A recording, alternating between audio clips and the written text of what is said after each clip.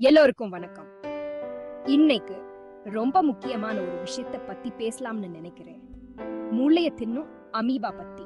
சமீபத்துல கேரளாவை சேர்ந்த 1 வயசு பையன் இந்த கொடிய உயிரினத்தால ஏற்ற தொற்று காரணமா உயிரை இழந்துட்டான். கடந்த 3 மாசத்துல கேரளாவில நடக்குற 3வது சம்பவம் இது. அமீபிக் மெனிங்கோஎன்செபிலிஸ்னு சொல்லப்படுற இந்த தொற்று அசுத்தமான தண்ணீரில இருக்கிற ஒரு வகை அமீபாவால ஏற்படுது. இந்த அமீபா மூக்கு வழியா உடம்புக்குள்ள போயிட்டா அது நேரா மூளைக்கு போய் கடுமையான பாதிப்பை ஏற்படுத்தும்.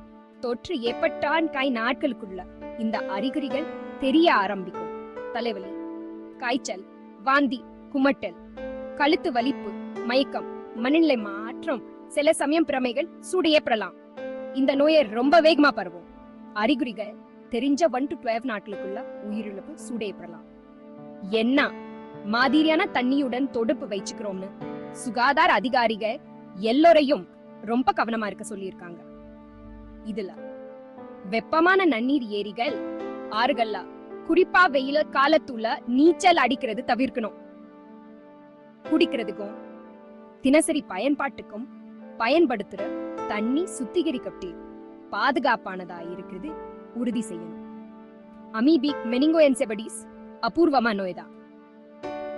ஆனா அடிக்கடி உயிரிழப்பை ஏற்படுத்தக்கூடியது.